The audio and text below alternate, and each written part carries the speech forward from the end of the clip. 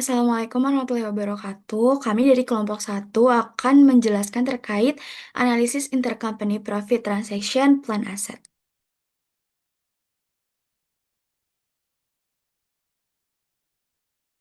Sebelumnya, di sini ada anggota kelompok kami. Pertama ada Flora Leguma, kemudian Nafisya Rahma, saya sendiri Andini Tiara Putri, dan Al Fazli. Kemudian di sini ada latar belakang. Dalam dunia bisnis modern, pembentukan grup perusahaan yang terdiri dari induk dan anak perusahaan menjadi strategi umum untuk memperluas cakupan dan efisiensi usaha. Di dalam kelompok usaha ini sering terjadi transaksi antar perusahaan atau intercompany transaction. Misalnya, penjualan aset tetap dari induk ke anak perusahaan atau sebaliknya. Dari perspektif entitas individual, transaksi ini sah dan menghasilkan laba. Namun, dari sudut pandang konsolidasi laporan keuangan, laba tersebut tidak boleh langsung diakui karena tidak mencerminkan laba real bagi keseluruhan grup. Transaksi semacam ini bisa menyebabkan distorsi informasi seperti overstatement pada laba dan nilai aset. Pentingnya eliminasi laba antar perusahaan terletak pada prinsip substance over form, di mana laporan keuangan konsolidasi harus mencerminkan realitas ekonomi, bukan sekedar legalitas transaksi. Maka, pemahaman mengenai perlakuan akuntansi atas laba antar perusahaan, terutama yang melibatkan aset tetap, baik yang dapat disusutkan maupun tidak, sangat penting untuk menjaga keandalan laporan keuangan konsolidasi. Kemudian selanjutnya, ini ada rumusan masalah dan tujuan. Rumusan masalahnya ini, yang nomor satu itu apa yang dimaksud dengan laba antar perusahaan atas aset aset tetap yang tidak disusutkan. Kemudian bagaimana perlakuan akuntansi atas laba antar perusahaan atas aset tetap yang disusutkan. Kemudian bagaimana dampak transaksi downstream terhadap laporan konsolidasi. Dan bagaimana dampak transaksi upstream terhadap laporan konsolidasi. Kemudian tujuannya memberikan pemahaman konsep dan praktik akuntansi atas laba antar perusahaan, menjelaskan perbedaan perlakuan aset tetap yang disusutkan dan tidak disusutkan, dan menguraikan pengaruh antara transaksi downstream dan upstream terhadap laporan keuangan konsolidasi. Selanjutnya, ada intercompany profit on non-depreciable plan asset. Aset tetap yang tidak disusutkan seperti tanah seringkali menjadi objek transaksi antar perusahaan.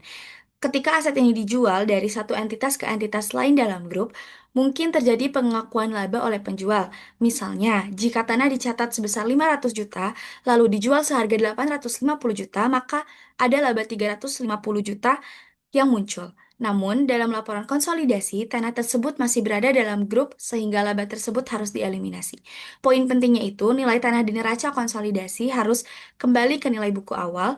Laba tidak direalisasi Laba tidak direalisasi ini disebut deferred intercompany profit. Kemudian laba baru dapat diakui bila aset dijual ke pihak eksternal. Kemudian alasan eliminasi intercompany profit, mengapa dieliminasi? Mengapa eliminasinya itu penting? Pertama, kesetiaan terhadap prinsip ekonomi. Transaksi belum menghasilkan manfaat ekonomi real. Kemudian, mencegah distorsi laporan, di mana rasio keuangan dapat menjadi tidak akurat.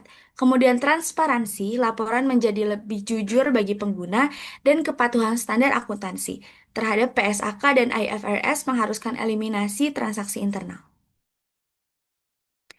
Kemudian selanjutnya akan dijelaskan oleh rekan saya.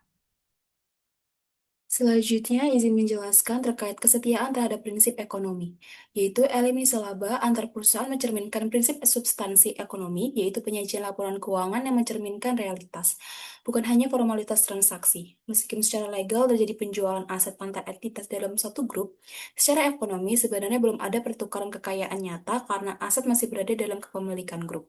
Maka dari itu, laba yang timbul belum dianggap terrealisasi. Dengan menghapus laba ini dalam laporan konsolidasi, informasi yang disajikan menjadi lebih sesuai dengan keadaan ekonomi sebenarnya. Selanjutnya,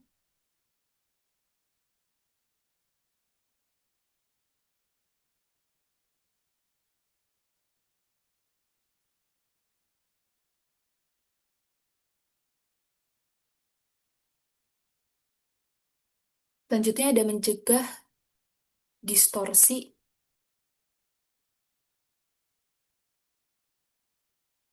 Selanjutnya ada mencegah distorsi laporan. Jika laba antar perusahaan tidak dieliminasi, maka laporan keuangan konsolidasi dapat mengalami overstatement, seperti laba bersih yang terlalu tinggi atau nilai aset tetap yang tidak mencerminkan nilai historis. Hal ini bisa menyesatkan analisis para pengguna laporan karena rasio-rasio keuangan utama seperti return on asset atau ROA, return on equity atau ROE, dan margin laba bersih menjadi tidak akurat. Eliminasi diperlukan agar laporan tetap mencerminkan kinerja dan posisi keuangan yang wajar dan sebanding. Selanjutnya, transparansi. Laporan keuangan harus memberikan informasi yang jujur, dapat dipercaya, dan relevan bagi para pemangku kepentingan. Dengan menghilangkan pengaruh dari transaksi internal yang belum mengharuskan arus kas nyata, maka laporan keuangan akan lebih transparan dan tidak menyesatkan pengguna seperti investor, kreditor, maupun otoritas pengawas. Hal ini mendukung pengambilan keputusan yang lebih tepat dan objektif berdasarkan informasi yang disajikan. Selanjutnya, kepatuhan terhadap standar akuntansi. Standar pelaporan keuangan internasional atau IFRS dan lokal seperti PSAK mewajibkan perusahaan untuk mengeliminasi laba dari transaksi antar perusahaan dalam laporan keuangan konsolidasi. Hal ini ditegaskan dalam standar akuntansi karena transaksi antar entitas dalam satu grup tidak mencerminkan realisasi laba dalam perspektif grup secara keseluruhan. Oleh karena itu, kepatuhan terhadap standar ini bukan hanya keharusan teknis, tetapi juga bagian dari tanggung jawab akuntansi yang baik. Selanjutnya,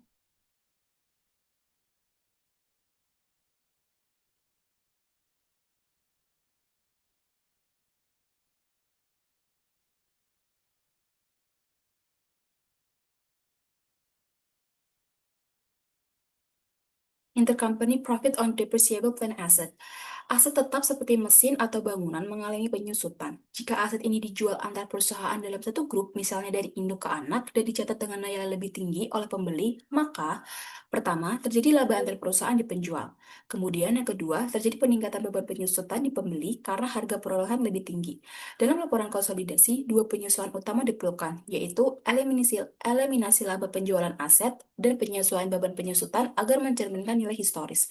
Misalnya, jika laba 30 juta atas penjualan mesin dan masa manfaat 5 tahun, maka 6 juta penyusutan tahunan juga harus dieliminasi selama 5 tahun. Selanjutnya, dia downstream sale akan dijelaskan oleh rekan saya.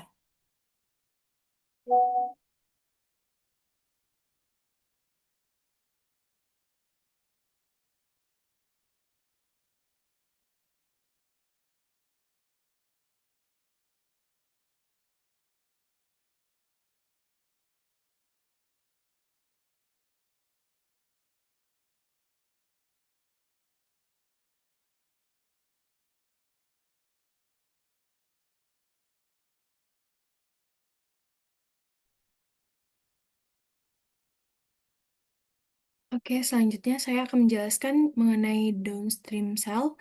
Transaksi downstream sell itu merupakan penjualan aset tetap dari perusahaan induk kepada anak perusahaan dalam satu grup usaha.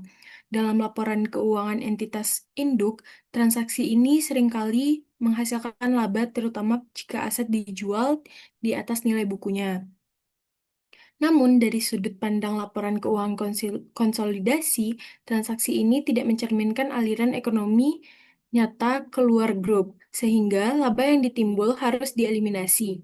Dalam konteks ini, eliminasi dilakukan secara penuh karena seluruh laba dicatat di induk, yang berarti tidak adanya pengaruh terhadap kepentingan non-pengendali.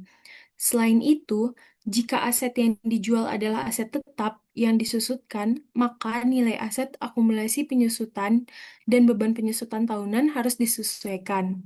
Penyesuaian ini bertujuan menghindari pengakuan laba yang berlebihan dan beban penyusutan yang tidak realistis, karena anak perusahaan mencatat aset dengan nilai yang lebih tinggi dari nilai buku historisnya. Selama aset belum dijual kepada pihak luar, laba internal yang belum terrealisasikan ini harus dieliminasi secara bertahap, sehingga masa manfaat aset berakhir atau aset dilepas ke pihak eksternal. Selanjutnya,